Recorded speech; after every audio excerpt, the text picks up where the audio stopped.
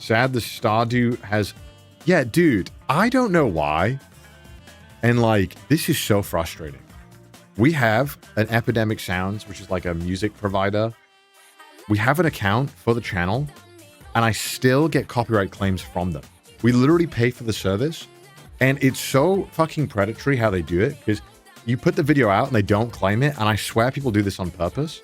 So you publish the video, even though the video's been like waiting for a week and YouTube Systems hasn't caught it. Then suddenly, after it goes live, they claim it and get the money.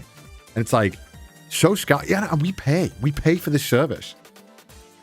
And they're always like, oh yeah, you can just email us and, you know, you'll, you know, whatever, we'll release the claim. But it's like, why? I shouldn't have to do that. I'm paying for your service. And also that's like days where you keep the revenue. And if you decide that for some reason it doesn't make sense, you get to keep it. So I don't know. Is Epidemic in the video description or not? I'm pretty sure Mudan adds all that stuff. So whenever that happens, we have to just remove the audio from the video. So there are certain points that get like muted, which is very frustrating because then it's like, I don't understand why they claim it always after the video goes live. It's super like scummy to do it that way. I don't know why. One of my clients do that just in case scenario. Yeah, I mean, I need to get to the bottom of why this keeps happening still, because it's very frustrating. And it sucks because their service is generally pretty good, but I don't know why they're so aggressive with copyrighting the videos, because they've done this multiple times. Because there was a couple of videos where we lost a lot of money on them. And that sucks because, as many of you know, the ConnorClipsOfficial channel, me and Mudan split the revenue 50-50. So that's annoying because he works very, very... I mean, I don't do as much work for that channel as Mudan does. Mudan and the team put in a lot of hard work and a lot of the talent editors. In my tenure, YouTube Academic Sound only had one issue once they copyright something. Wonder what happened. I don't know. I don't know why it keeps happening. It's very frustrating though. And I wish they would... Like, because I saw that the account was linked on the service and everything, so I don't know why it's still... Like, our channel should be whitelisted, but for some reason they still claim it. I don't know why. Very frustrating. Veto ban. Yeah, that happened to our video too. I think they make a lot of money for copyright claims. They're super aggro on it. It sucks. Yeah, they are definitely aggro about it. And I think like one time we didn't catch it for like half a day because YouTube does email you, but obviously like you're not looking at the video all the time. And if, you know, sometimes you miss it. So there have been cases where I don't know how much revenue we'd lost or whatever, you know, especially if it's on like day one where, you know, the video gets typically most of the views on the first day. So very frustrating. If the copyright claim is fake, shouldn't YouTube give you the revenue? Yeah, you can. You have to claim it and it goes into escrow. The only problem we've had in the past, right, is that sometimes there have been like multiple claimants on a video, and sometimes there'll be like two fraudulent and one that like thinks it's legit, but we have a license.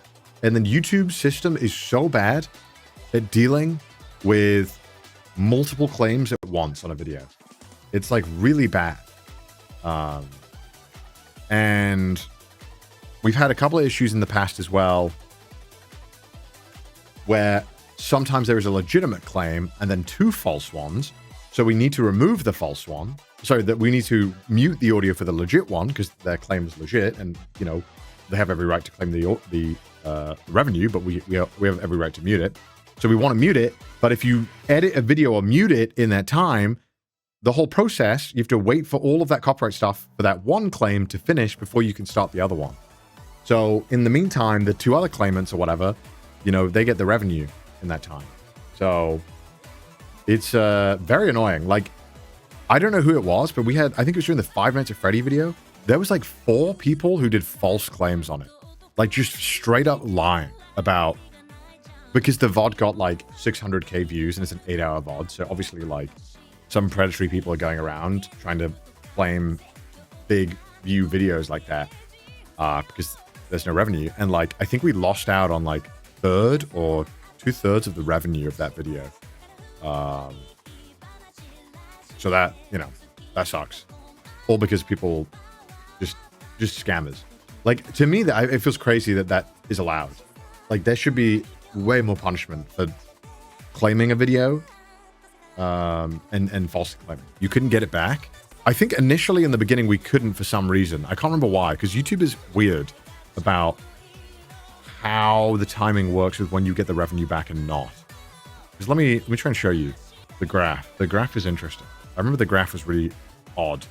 It was like a flat line for the first 3 days because of that. Yeah, so it looked like the first 3 days they claimed it completely, so we got no revenue. So you can see we published it on November 9th. Flatline, bro.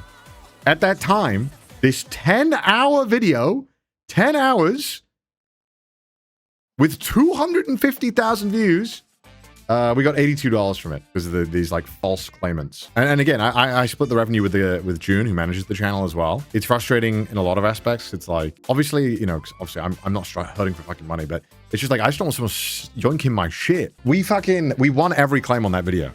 So it's bullshit. $82 is kind of a lot in some places. No, okay. I think you're misunderstanding the point I'm trying to make there. For like a 10-hour video with 250,000 views, it would be way more. And that's, you know, whether you think that's a deserved amount, we can discuss that, because for the job it's not. But it shouldn't go to someone else's who's just yoinking it, right? To some guy who's just fucking saying, oh yeah, I own this music, you know? It's not saying, I'm not trying to sit here and tell you that the money is, wow, how little I got. It's, why is someone able to just take that, you know, with zero punishment? Because it should go into escrow. Yeah, it should go into an escrow account, but sometimes it doesn't. And I don't understand when it does fully and when it doesn't. Because I've been trying to understand this. Does YouTube escrow the money from permanent, or from the moment you like claim, like the instant you claim it, does it revenue from that point onwards go to escrow? Because I don't know, because that's the only explanation I can think of, is it from the point where I claim it, it goes into an escrow, and then the money before that they get to keep? I don't know. So it seems kind of annoying. So yeah, the copyright system it's better than it was in the past, way better. But still, I feel like still way, way, way, way too heavy in like the claimant's power. Were you able to track those who are false claimers? I mean, in an ideal world, the CdawgVa empire would be big enough where we have a bunch of lawyers that can go after these guys. But, you know, a cheap lawyer is like $250 an hour, you know? So it's like, that shit's going to add up hella quick. The truth is, it's just easier just to handle it yourself. Sometimes take the hit, which is very frustrating. But we try to get it sorted as quick as possible. And we normally do, to be fair.